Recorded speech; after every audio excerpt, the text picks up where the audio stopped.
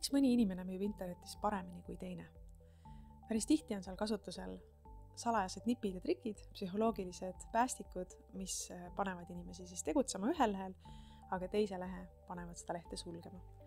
Ja võib-olla see psühholoogiline mõjutamine ei olegi nii halb, kui see võib-olla alguses tundub. Jah, tarbijatena me keegi ei taha, et meid manipuleeritakse, et meid kuidagi meile valetatakse. Kindlasti me tahame, et kõik oleks õiglane, aus ja hea ja mitte pealetükkiv.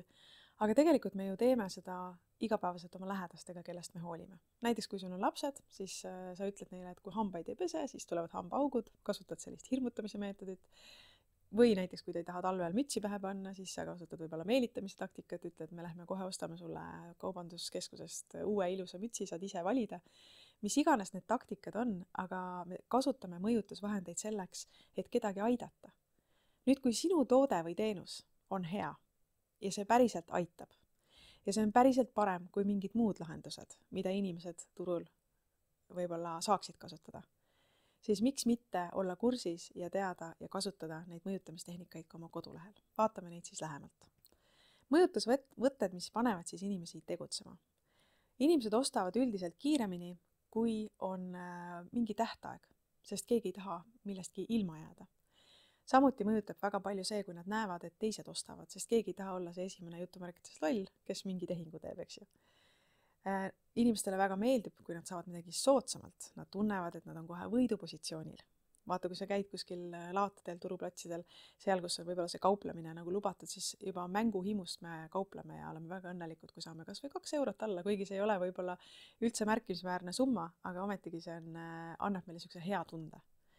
Väga oluline, et inimesed tunneks ennast turvaliselt ja ma arvan, et see on aina olulisem, sest internetis kogu see äri ongi kohati muutunud väga ebaturvaliseks. Ja need tegelikult ei ole trikid, vaid see on lihtne ja selge käitumise loogika, kuidas inimesed käituvad. Oluline mõjutusvahend on nappus ja kiirus. See on siis FOMO ehk Fear of Missing Out. Me kardame kõik millestki ilma jääda ja see on hea taktika, kui sa tahad panna inimesi kiiresti tegutsema. Selleks sobivad hästi näiteks count and timer, erinevad elemendid, mida sa leiad ka Elementori seest, mida leiad ka Gutenbergi seest, kus sa saad siis panna jooksma aja, et näiteks mõne tunni pärast see pakkumine lõpeb, või tekitada nuppudega või mingite muude visuaalidega, rõhutada siis seda, et see kehtib praegu ja nüüd. Ehk sa paned inimest tundma, et ta peab tegutsema täna ja ta ei lükka seda edasi ja eesmärk on vältida, et võib-olla tulen hiljem tagasi, sest väga tihti juhtub see, et ta ei tule hiljem tagasi. Kasutada ära see momentum, mida sa juba inimese oled saanud ja viia ta siis tegudele. Oluline on ka sotsiaalne tõestus. Keegi juba ostab, keegi juba kasutab. Selleks on erinevaid pluginaid, mis kindlasti oled ka näinud kuskil e-poodides lehtedel, et Laura ostis selle 2 minutit tagasi, 12 inimest vaatavad seda toodet praegu. Oluline on ka see, et need ei hakkaks segama sinu kasutajat. Minul on ka see kogemus, kus ma olen lülitanud sisse selle plugina ja inimesed on kasutajad on tagasisidet andnud, et need tegelikult segavad. Et kindlasti vaata, et mitte miski ei segaks inimestel siis sinu kodulehel tegutsemist. Siin on erinevad pluginad, mida sa võid kasutada, aga oluline on siis ka lisada sotsiaalseid tõestuseid näiteks tagasiside näol, et inimesed räägivad neid lugusid ja inimeselt inimesele, mis kogemused neil siis on. Samamoodi ka eripakkumised, personaalsed lähenemised. Kõike seda saab tegelikult automatiseerida erinevate WooCommerce pluginatega, mis on siis e-poe peamine plugin, mida WordPressi maailmas kasutatakse, WooCommerce, ja siin on erinevaid soovitusi, näiteks nagu Advanced Coupons for WooCommerce ja on ka teisi. Elementoriga saad ka luua erinevaid pop-up'e või kupongikoode, mis siis hüppavad üles õigel hetkel ja näitavad inimesele mingit soodustust. Väga sage on see, et kui inimese hiir liigub näiteks lehe kinni panemise juurde juba, siis ongi see päästik, et nii kui inimene tahab seda lehte sulgeda, talle tuleb pakkumine näiteks mingi erilise sooduskoodiga. Aga see psühholoogia seal taga ongi see, et inimene tunneb, et tema võitis midagi. Ja muidugi saab seda siduda, kombineerida ka eelnevate triggeritega ehk päästikutega, mida me oleme siin praegu rääkinud. Siis usaldus ehk siis turvatunne.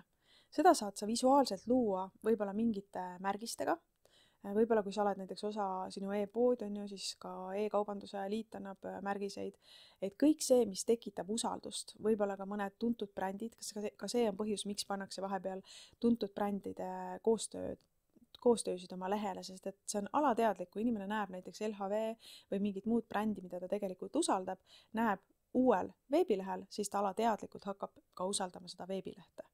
Nii et kõikvõimalikud, mitte muidugi üle küllastada, aga kõikvõimalikud garantii või turvalisust tekitavad elemendid visuaalselt kuvada, et aita murda siis hirme ja vähendada seda riskitunnet.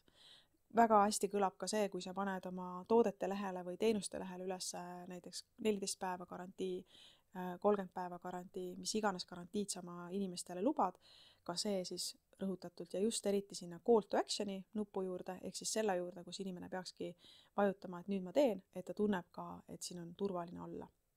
Ja siin on näide, kuidas saab kõik need triggerid või need päästikud korraga ühel näiteks kassalehel tööle panna. Seal võib olla siis kupong, mida inimene saab rakendada, seal on siis ka väga selge üleskutse osta kohe, samamoodi ka sooduskood, mis on siis rakendatud ja ka mingisugune usaldusgarantii. Seal võib olla ka loendur kassalehel, et mis ütleb, et nüüd mõni tund veel ja see pakkumine aegub, pakkumise lõpuni näiteks 2 tundi ja võib olla ka väike teavitus kuskilt, et näed, Sandra just ostis selle toote. Nii et selliseid triggereid saad sa oma ostuteekonnale klientidele kuvada, mis aitavad neil siis jõuda otsusteni. Nii et praktiline tegevus, mida sa võiksid teha, nüüd kui sa oled selle video läbi mõelnud, kõigepealt mõelda läbi, mis on need päästikud ja mõjutusvahendid, mida sina saaksid kasutada ja lisadagi 2 mõjutusvõtet oma müügilehele, näiteks countdown timer ehk siis soodusperiood, sotsiaalne tõestus või garantii, võib-olla tagasisided, mida inimesed on sinu teenuste ja toodete kohta öelnud ja miks mitte ka kupongikood, mida inimene saab, eriti e-poodide puhul on see siis oluline. Ja küsi inimeselt, kellele võib-olla sa tahad ka testimiseks anda selle lehe. Kas sul tekkis tunne, et ma peaksin kohe tegutsema? Kas see leht tundub usaldusväärne? Ja siin on ka mõned praktilised näited. Pakkumine kehtib veel 24 tundi näiteks, 30 päeva raha tagasi garantii, 12 inimest vaatavad seda praegu, kasuta koodi ja säästa 15%. Kokkuvõttes üleskutse sulle, kasuta psühholoogiat ehedalt, kindlasti ära valeta. Väga kindel reegel on see, et niipea, kui klient tunneb, et teda manipuleeritakse, siis on see kohe lõpp sinu tehingutele. Et arvesta sellega, et sa oled aus, sa ei survesta, aga sa aitad inimesel otsustada. Kokkuvõttes, kui sa kombineerid kiiruse, usalduse ja kasu, mida inimene saab, siis see ongi mõju, mis aitab inimesel otsustada. Nii et psühholoogia on tööriist, see ei ole trikitamine ja soovitan kasutada seda eetiliselt.